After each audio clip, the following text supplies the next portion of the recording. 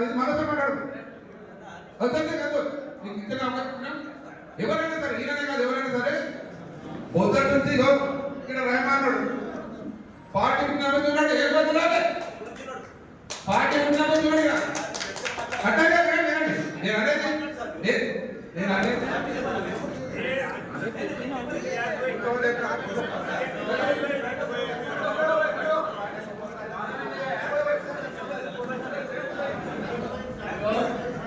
ఇట్లా వ్యక్తిగతంగా అందరం మీటింగ్ కదా, అట్లా వ్యక్తిగతంగా నాకున్న ఊళ్ళో లేకపోతే డిస్ప్యూట్ వస్తుంది.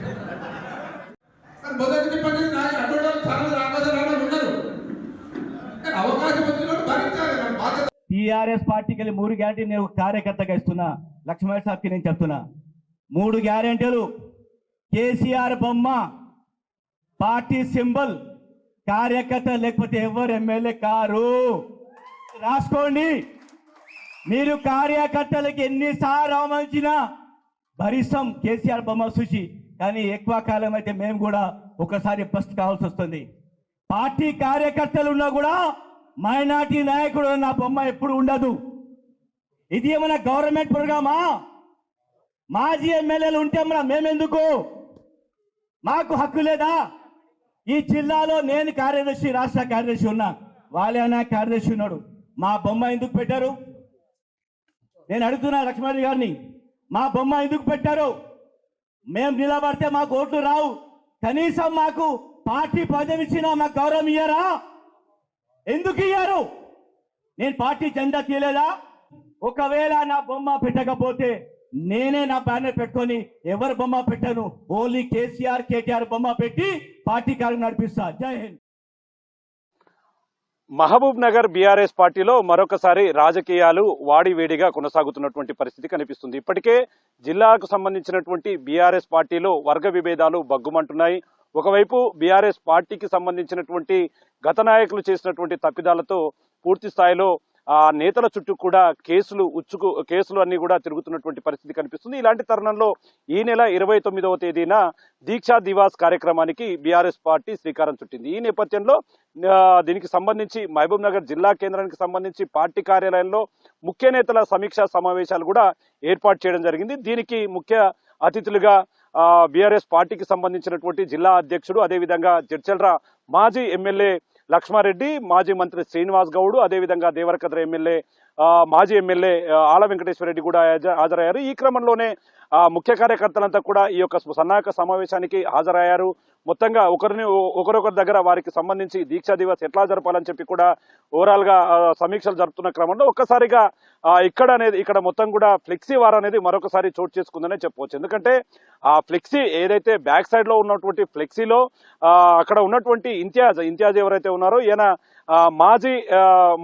మాజీ చైర్మన్, అంటే కార్పొరేషన్ చైర్మన్. దీనికి సంబంధించి ఆయన ఫోటో అక్కడ లేకపోవడంతో ఒక్కసారిగా ఇంతియాజ్ మైనారిటీలకు బీఆర్ఎస్ పార్టీలో పెద్దపీట వేయడం లేదని, తను మైనారిటీ చైర్పర్సన్ గా ఉన్నప్పటికీ, మాజీగా ఉన్నప్పటికీ అందరి ఫోటోలు అక్కడ వేసి తన ఫోటో వేయకపోవడంతో ఒక్కసారిగా ఆగ్రహం వెళ్ళగెక్కినటువంటి పరిస్థితి పూర్తిస్థాయిలో కనిపించింది. ముఖ్యంగా ఆయన మాట్లాడే క్రమంలోనే ఆయన మాట్లాడుతూనే పూర్తిగా కార్యకర్తలను బీఆర్ఎస్ పార్టీ విస్మరిస్తుంది, కార్యకర్తలను కష్టపడ్డ వాడికి దీంట్లో గుర్తింపు లేదని చెప్పి కూడా పూర్తిగా ఫైర్ అయ్యాడు. ఎక్కడైనా సరే కేసీఆర్ లేకపోతే, క్షేత్రస్థాయిలో కార్యకర్తలు పనిచేయకపోతే మీరు ఎమ్మెల్యేలకు గెలవడం అసాధ్యం అంటూ కూడా ఆయన ఒక్కసారిగా మాట్లాడడంతో అక్కడ ఉన్నటువంటి కార్యకర్తలంతా కూడా అవాక్కయ్యారు. అక్కడ ఉన్నటువంటి వేదిక మీద ఉన్నటువంటి నాయకులు కూడా పూర్తి స్థాయిలో ఏం పాలుపోని స్థితిలో కనిపించినటువంటి పరిస్థితి. వెంటనే లక్ష్మారెడ్డి ఏదైతే బీఆర్ఎస్ పార్టీకి సంబంధించినటువంటి జిల్లా అధ్యక్షుడిగా ఉన్నటువంటి లక్ష్మారెడ్డి వెంటనే ఇంతియాజ్కు వార్నింగ్ ఇవ్వడం జరిగింది.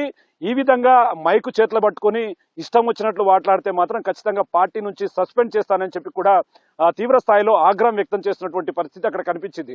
ఓవరాల్ గా ఇదంతా కూడా ఒక్కసారిగా ఇంతియాజ్ మాటలతో కార్యకర్తలు అటు పూర్తి స్థాయిలో ఒక్కసారిగా బగ్గుమన్నటువంటి వాతావరణం కనిపించడంతో నేతలు, అంటే దీన్ని పూర్తిస్థాయిలో మాజీ మంత్రిగా ఉన్నటువంటి శ్రీనివాస్ గౌడ్ దీన్ని సద్దుమణిగించే ప్రయత్నం చేశాడు. ఎందుకంటే ఇంతియాజ్ కు సంబంధించి గతంలో ఉమ్మడి జిల్లాకు సంబంధించినటువంటి మైనార్టీలంతా కూడా బీఆర్ఎస్ పార్టీకి సంబంధించి చాలా హెల్ప్ఫుల్ గా ఉన్నారు, వారికి సంబంధించిన విషయంలో ఇట్లా మాట్లాడడం సమంజసం కాదా అంటూ ఒకవైపు లక్ష్మారెడ్డిని, మరోవైపు ఇట్లాంటిది ఏమైనా ఉంటే లోపలే మాట్లాడుకోవాలి, కానీ బయట ఈ విధంగా వేదికల మీద మాట్లాడితే పార్టీ క్రమశిక్షణ చర్యలు తీసుకుంటుందని చెప్పి కూడా ఆయన సద్దుమణిగి చేసినప్పటికీ ఒకవైపు ఏదైతే మైనార్టీ కార్పొరేషన్ మాజీ చైర్మన్ గా ఉన్నటువంటి ఇంతియాజ్ మాత్రం ఇంకోసారి తన ఫోటో లేకపోతే, ఇంకోసారి కష్టపడ్డ వాళ్ళ ఫోటోలు ఫ్లెక్సీల మీద లేకపోతే మాత్రం నేనే స్వయంగా తనకు నేనే ఒక ఫోటో పెట్టుకుంటాను, ఒక ఫ్లెక్సీలు ఏర్పాటు చేసుకుంటాను, కానీ దాంట్లో ఎవరి ఫోటోలు వేయను, ఓన్లీ కేసీఆర్ కేటీఆర్ ఫోటోలు పెట్టుకొని నేను ఫ్లెక్సీలు వేసుకుంటానని చెప్పడంతో పూర్తిగా అక్కడ ఉన్నటువంటి లక్ష్మారెడ్డి అయితే ఆగ్రహం వ్యక్తం చేసినటువంటి పరిస్థితి. ఎవరైనా సరే పార్టీ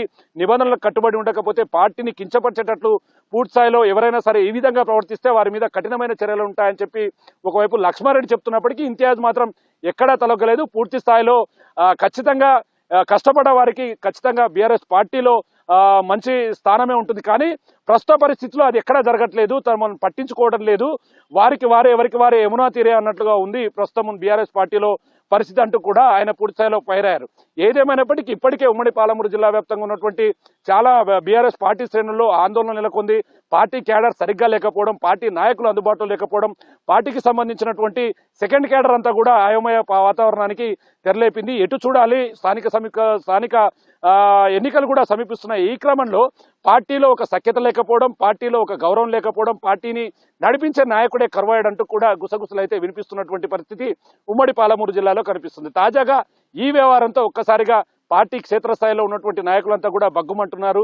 ఇంతియాజ్ మాట్లాడిన దాంట్లో తప్పేముంది, ఖచ్చితంగా పనిచేసిన వాడికి ఖచ్చితంగా గుర్తింపు ఉండాలి, అలాంటి గుర్తింపు ఇవ్వకుండా బీఆర్ఎస్ పార్టీకి సంబంధించిన నాయకులు ముఖ్య నేతలంతా కూడా ఈ విధంగా తమను అవమానానికి గురి చేస్తున్నారంటూ కూడా పూర్తి స్థాయిలో అసహనం వ్యక్తం చేస్తున్నటువంటి పరిస్థితి అయితే కనిపిస్తుంది.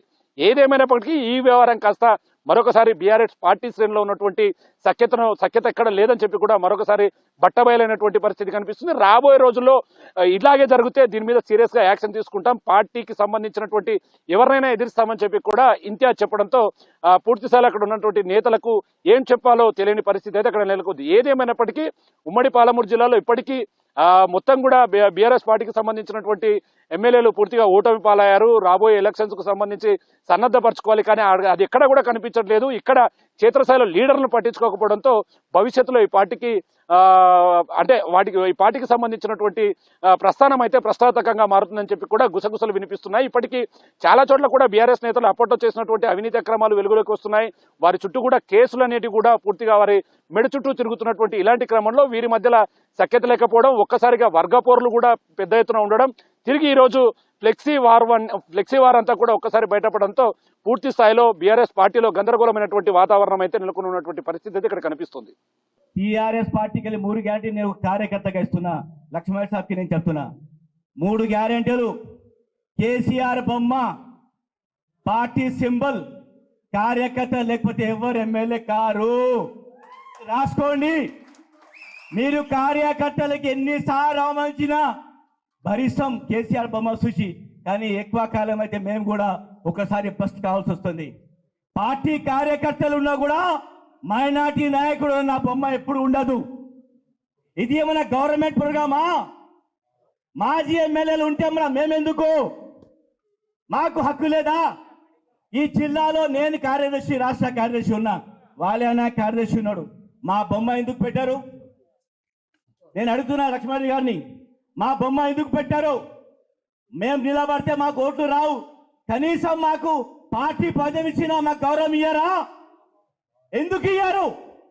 నేను పార్టీ జెండా తీయలేదా? ఒకవేళ నా బొమ్మ పెట్టకపోతే నేనే నా బ్యానర్ పెట్టుకొని ఎవరు బొమ్మ పెట్టాను, ఓన్లీ కేసీఆర్ కేటీఆర్ బొమ్మ పెట్టి పార్టీ కార్యం నడిపిస్తా. జై హింద్. టీఆర్ఎస్ పార్టీకి వెళ్ళి 3 గ్యారెంటీ నేను కార్యకర్తగా ఇస్తున్నా, లక్ష్మణ్ సాబ్కి నేను చెప్తున్నా.